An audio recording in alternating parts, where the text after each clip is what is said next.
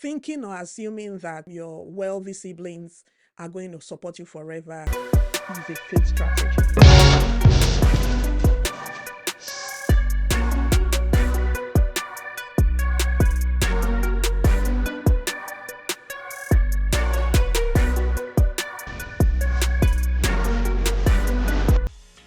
Welcome to another episode of Sparksandblues, and we are still on my point of view series where I talk about my views regarding trending topics and other matters and relate it to our reality, because Sparksandblues podcast talks about stories that deals with reality and real life situations.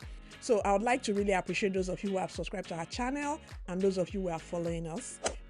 Those of you who are following us who are yet to subscribe, I would like to appeal to you that you please subscribe to our YouTube channel, set up your notification bell so that you can be among those that will first see our stories as they drop.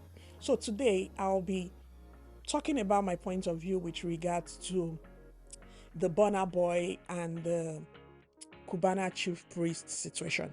So yeah, I stumbled upon it on social media, and for me, I'm not too sure, like thinking deeply about whatever it's going on between burnaboy and the chief priest. But then I want to speak largely on the aspect of Cubana Chief Priest's younger brother. That's my focus, because that story had come up before where the young man, the chief priest's younger brother, did the post to say that he's in Alaba International Market, sort of struggling, hustling to make a living, whereas his elder brother, Pascal Okechukwu, is giving out, a lot of stuff to people, supporting people with money and all of those things, and that story, went off then. But then burnaboy, because he's having a situation with Cubana Chief Priest right now, is trying to sort of erupt it and use it, against his brand. Yeah, that is their own situation. But on Sparksandblues podcast and my point of view, which is a series that we are running right now, what I'll be saying on that is the fact that I don't think Cubana Chief Priest owes his younger brother. That's my point of view, and I'm going to stand by it. From growing up as well, and as an experienced person as well, I can confidently say that Cubana Chief Priest must have settled this young man at some point in time. You hold people, but you can't hold people forever. You support people, but you can't support people forever. It's important that we know those things. And having an entitlement mindset is a no-no. It is wrong. And being African and assuming that, because you've got wealthy siblings or cousins and that means they owe you, I don't believe in that school of thought as well. And people that feel that their siblings owe them, well, it's fine for you to feel that way. But then if you look inwards, you will see that at whatever levels, they must have been supported and helped. I don't think the way we are wired as Africans, you will truly leave your siblings to keep struggling. But what happens is that, you cannot support or handhold people forever. So what I'm putting out there for us today is, if you happen to be in a situation where you've got wealthy siblings and then they've supported you, I advise that you make good use of those support systems, because they are not going to be there for you forever. They are not going to last forever. Thinking or assuming that your wealthy siblings are going to support you forever is a failed strategy, and it's a negative and wrong mindset. That's what we call the entitlement mindset. And it's because, when you're on the other side of things, you think you're struggling. You truly have no clue what your wealthy siblings or cousins or friends are going through. You have no idea what they put in to sustain the lifestyle. You have no idea what they are going through in their businesses. And a lot of people who are not building wealth may not necessarily understand the intricacies and what it takes to be in those platforms. I think it's a tough terrain. It's a difficult system to run. The fact that you own businesses doesn't just mean it's automatic. It's not easy. It's not a joke. People don't sleep. People that are growing wealth usually don't sleep. They usually don't have time to waste. They are always busy. Yes, you see them on the private jets taking trips. They are not taking leisure trips. People that are growing well don't take leisure trips. as it were. Yeah, they try to infuse leisure just to balance health, balance their mental health, but it's usually for work. They just keep working.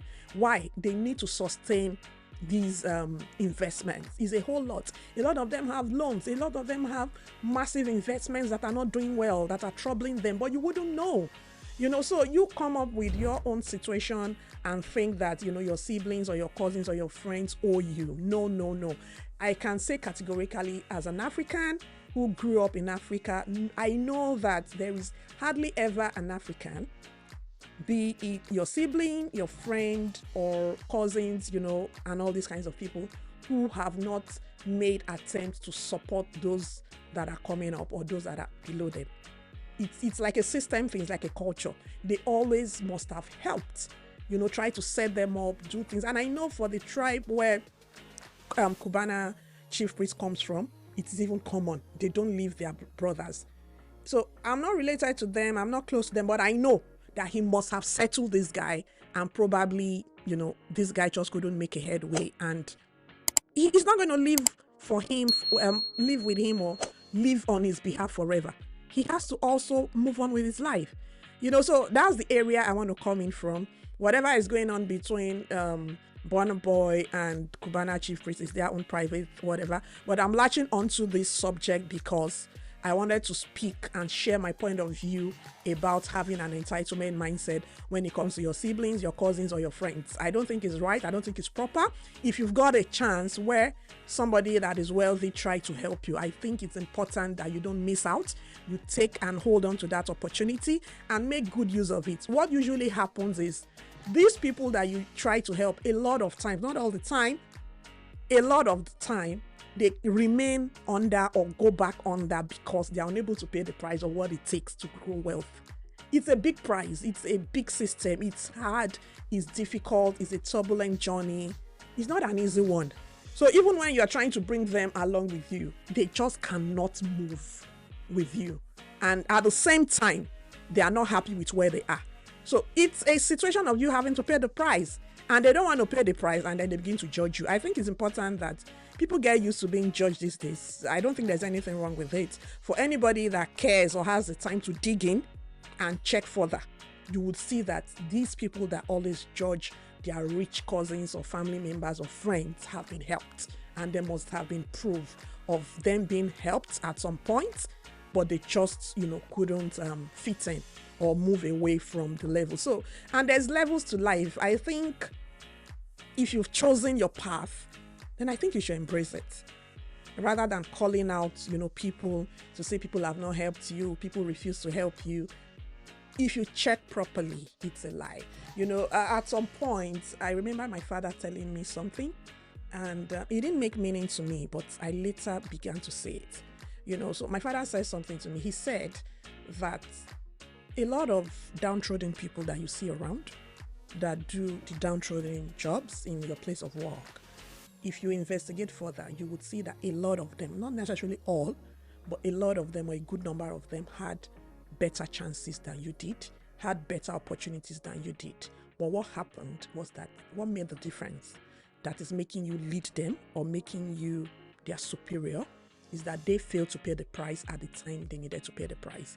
And in my time, what were the biggest prices? The biggest prices included one, retaking your WAEC, retaking your JAM multiple times, deciding and insisting on going for certain courses because that's where you want to belong, or that's what's going to make you happy. And those were like the biggest prices for my age group then. But a lot of people couldn't. They felt to hell with it. Is it about going to school? And they chose other paths. So yeah, when you then come across them, you can assist and help, but then you're not going to put your own journey down for theirs to thrive, and then they begin to judge you. So that's what I think is going on. I also believe that being successful involves a lot of price paying, involves a lot of sacrifices, pain, and then you choose those paths. You decide to walk those paths, which are usually lonely, tough, dark, and not easy at all. And then people come around and begin to judge you. I think it's okay to allow people to judge you from 2025. It's allowed. What matters is ensure that your conscience is clear with God, and then move on from there. But then try as much as possible to help people pull people along as much as you can, but don't pull people over your own life, because then if it swallows you, these same people will judge you to say, oh, what has he or she done? So back to the Cubana thing, I want to strongly believe that he must have at some point settled this brother of his, that is calling him out. So yeah, that'll be all for today. So if you have an entitlement mindset, I think you should desist from it. Nobody owes you. Your siblings, cousins, friends, bosses, they do not owe you. What exactly were you doing when it was time for you to pay your price? And it's never too late. You can still make a U-turn today. Pay the price of what it takes, to begin to grow wealth, or what it takes to be successful on your journey, or, the plans you have for yourself or for your life. And you will see things changing. You see your story changing. And then everybody smiles together at the top and at the end. Thank you very much, guys, for listening. Cheers.